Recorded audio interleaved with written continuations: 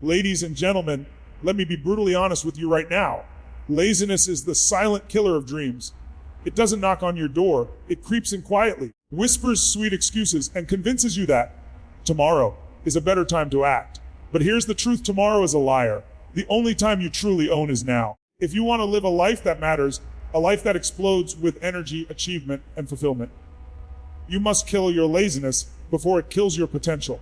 Laziness doesn't start in your body, it starts in your mind.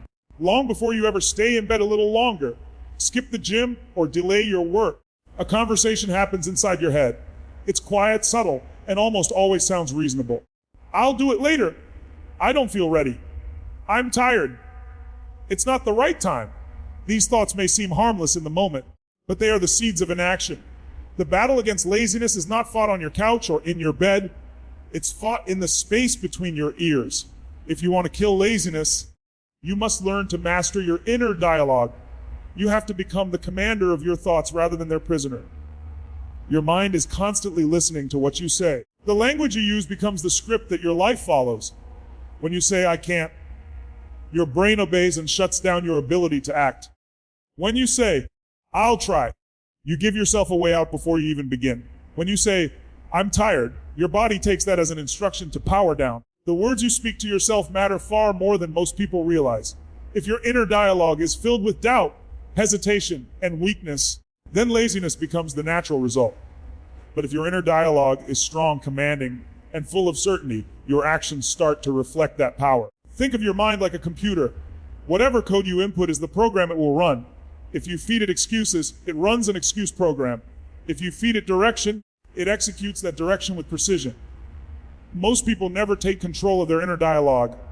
They let their thoughts drift aimlessly like a leaf in the wind. They listen to every excuse their mind gives them as if it's the ultimate truth. But the truth is, those excuses are nothing more than impulses. They are not commands unless you make them so. You have to become aware of that moment when the excuses start whispering. You know that moment. The alarm goes off early in the morning, and before your body moves, your mind starts negotiating. Just 5 more minutes. I don't need to do it today. I'll be more productive later. This negotiation is where most people lose. Laziness wins because they treat those thoughts as instructions instead of options. The key is to interrupt that pattern immediately. The moment the thought arises, you need to speak to yourself with power. Replace, "I don't feel like it," with "I do it now." Replace, "I'm tired," with "I'm ready." Replace, "I'll start later," with "let's go." It's not about lying to yourself. It's about choosing which voice gets to control your behavior. You have 2 voices inside you, one of weakness and one of strength. Laziness is just the weak voice trying to keep you comfortable. Strength is the voice that pushes you toward your higher potential. The weak voice whispers excuses. The strong voice gives commands. If you want to master your inner dialogue, you must train yourself to listen to the strong voice more often. This is a daily discipline. It's not something you do once and then you're done. Every single day, your mind will throw excuses at you. Sometimes they'll be obvious, and sometimes they'll be disguised as logic. "I should rest so I can perform better tomorrow." "I deserve a break." "This task isn't urgent anyway." These thoughts can sound so convincing, but they're often just laziness wearing a clever disguise. You have to learn to question them. Ask yourself, is this thought moving me forward or holding me back? If it's holding you back, override it. Don't wait to feel like acting. Act and the feeling will follow. The truth is, motivation doesn't come before action. Action creates motivation. The mind often resists before you begin, but once you push through the first few moments, your energy changes. That's why mastering your inner dialogue is so crucial. If you wait for your feelings to align before you act, you'll rarely act. But if you master the voice that says, "do it anyway," you'll win the battle before laziness even gets a chance. There's a powerful shift that happens when you stop negotiating with yourself. Most people treat their mind like a debating partner. They argue back and forth about whether they should act. Should I go for the run or sleep in? Should I finish that task or scroll my phone?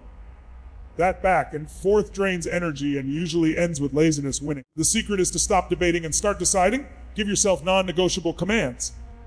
I get up now. I work now. I move now. Speak those commands with certainty, not hesitation.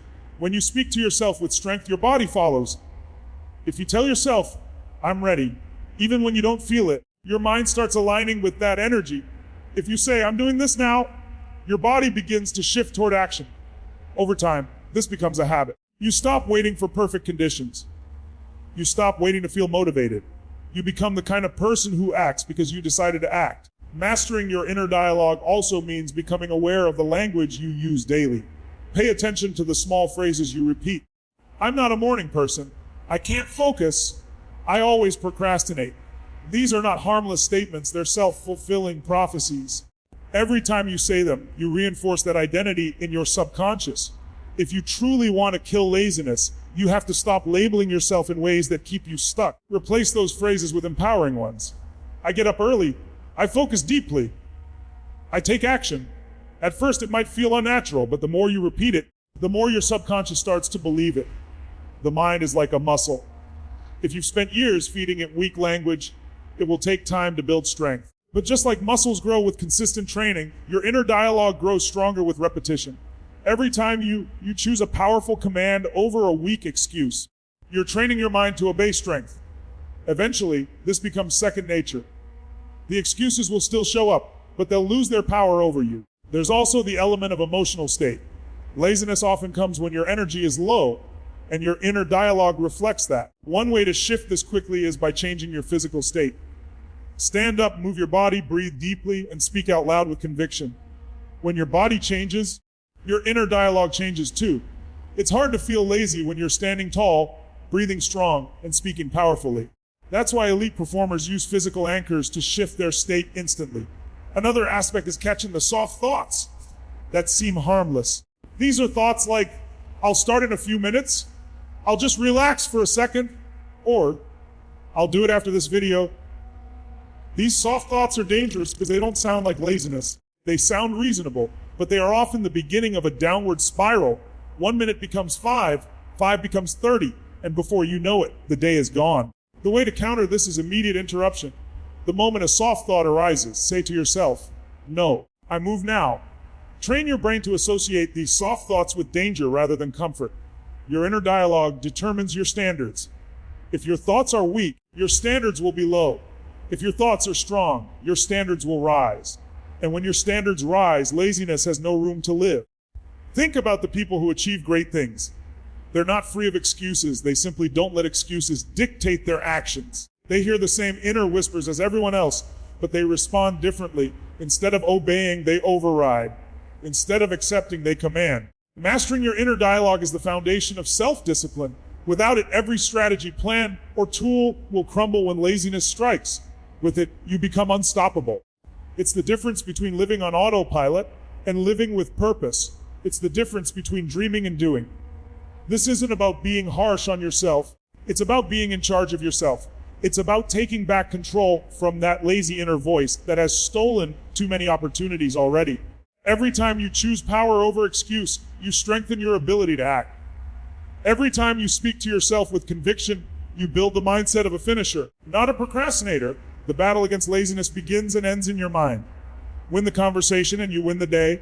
Speak powerfully, act decisively, and train your thoughts to follow your vision, not your impulses. The moment you master your inner dialogue, laziness no longer stands a chance. Laziness thrives in hesitation. Every time you pause, doubt, or delay, you give it power. The moment you sit and think too long about whether to take action, the weight of the task grows heavier. It begins as a small whisper, maybe later. And before long, it becomes a mountain standing between you and your goals. The antidote to this trap is simple but powerful action. Not waiting for motivation, not overthinking, but taking immediate, decisive movement. The truth is that momentum is the ultimate weapon against laziness. Once you get moving, everything changes. Think about the last time you didn't feel like doing something. Maybe it was exercising, studying, working, or tackling an important project. In that moment, it felt hard to start. But once you forced yourself to begin, within minutes the resistance faded. You found a rhythm, your mind sharpened, and what seemed overwhelming at first suddenly felt manageable. That shift didn't come from waiting for inspiration. It came from movement. The first few minutes are the heaviest because you're pushing against inertia. But once you break through that initial resistance, you unlock a flow of energy that keeps you going. Momentum doesn't come from grand gestures. It comes from small, consistent actions. Too often, people think they need to take massive steps to get going, so they wait for the perfect time. I'll start when I have more time. I'll do it when I'm fully ready. I'll take massive action tomorrow.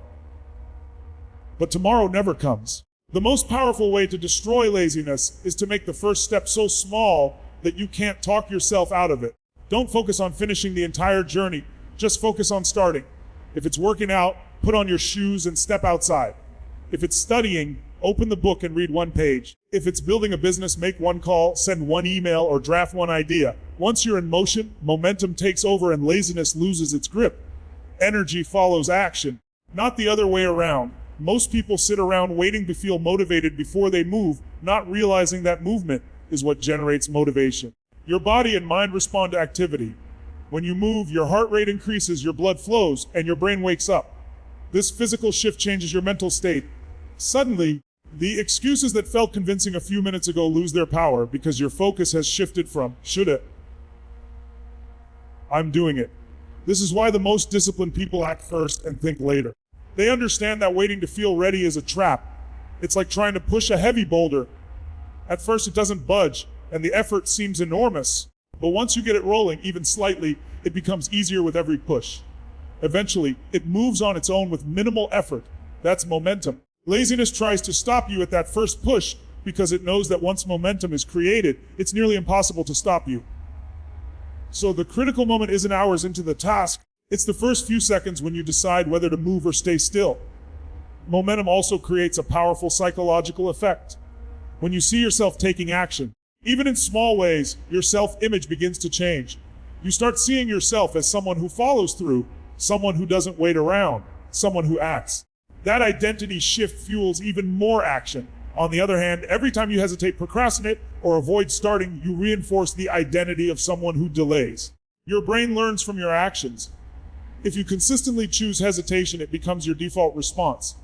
If you consistently choose action, that becomes your default instead. The beauty of momentum is that it compounds. One small action leads to another and another until you've accomplished far more than you initially planned. For example, you tell yourself you'll work for just 5 minutes. Once you start, that 5 minutes turns into 30, then an hour, and sometimes more. The resistance that felt so strong at the beginning vanishes completely once you're in the zone. This is why starting is more important than finishing. Without starting, finishing is impossible. But if you start, finishing often takes care of itself. Building momentum requires you to eliminate the moments of hesitation that laziness feeds on. One powerful method is the countdown technique.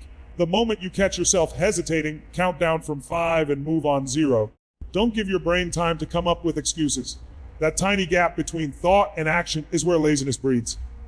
When you shrink that gap, laziness suffocates. Another method is setting up triggers, automatic cues that tell your brain it's time to act. For example, the moment you wake up, you drink a glass of water and start your routine without negotiating. Or the moment you sit at your desk, you open the document and type the first line without thinking. Rituals and habits are momentum builders. When something becomes part of your daily structure, you don't rely on willpower anymore. You just do it because that's what you do. This is why some people seem incredibly productive. It's not because they're superhuman, but because they've trained their brain to associate certain times and actions with movement. They've removed the decision-making process from the equation. And when decisions are minimized, laziness has fewer opportunities to sneak in.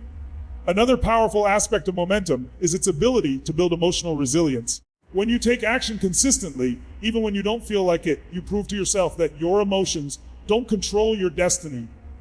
Your decisions do. That realization gives you confidence, and confidence is a momentum amplifier. Every small win adds to your belief that you can keep going, even through discomfort. Laziness thrives when you doubt yourself, but momentum builds certainty. Momentum also crushes perfectionism, which is often disguised laziness. Many people avoid starting because they want everything to be perfect from the beginning. They think too much, plan too much, and do too little. But perfection is the enemy of action. Momentum doesn't require perfection, it only requires movement. You can refine, adjust, and improve along the way. Action leads to clarity, not endless thinking. The path becomes clearer once you're walking on it, not when you're standing still trying to figure it all out. One of the most overlooked aspects of killing laziness through momentum is celebrating small wins. Every action you take, no matter how small, deserves acknowledgement. Not because you should settle for little, but because it trains your brain to associate movement with positive feelings. If you constantly focus only on the big, distant goal, you might feel overwhelmed and lose motivation. But if you recognize progress every day, even tiny steps, you create a feedback loop that fuels continued action. Momentum can also be protected by managing your environment. If your surroundings constantly tempt you to stop, it's harder to maintain flow. But if you set up your environment so that taking action is the easiest option, momentum becomes automatic.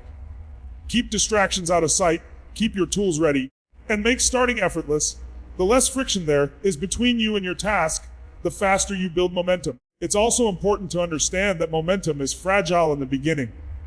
If you stop too often, laziness creeps back in quickly. That's why consistency is more powerful than intensity. You don't need to do everything in one day, you need to show up every day. A short, consistent effort daily will always beat a massive effort followed by long periods of inaction. Momentum doesn't care about how big your steps are. It only cares that you keep stepping. When you live with momentum, laziness no longer dominates your life. Instead of waking up each day wondering whether you'll take action, you simply act. It becomes part of who you are. Your days stop being defined by hesitation and become defined by movement. Projects that used to feel overwhelming become manageable. Tasks that felt heavy become light. Challenges that seemed too big become opportunities to push further. Momentum is like a current in a river. If you're stuck on the bank, it feels far and intimidating. But once you jump in, the current carries you forward with surprising strength. The key is taking that leap into action, even when you don't feel like it, especially when you don't feel like it, because those moments define everything. Laziness grows stronger every time you hesitate, but you grow stronger every time you move. The longer you stay in motion, the less effort it takes to continue. Your brain adapts, your habits solidify, and your identity shifts. What once required discipline eventually becomes automatic. You no longer need to talk yourself into taking action because action has become your natural state. That's when laziness dies completely. It has no space to survive in a life built on momentum. Killing laziness through momentum is not about occasional bursts of effort. It's about a lifestyle of consistent movement.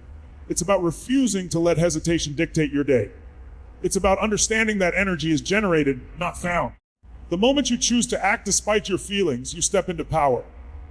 The moment you start moving, everything else starts to align. Momentum turns small daily actions into unstoppable progress. And once you harness it, laziness doesn't stand a chance.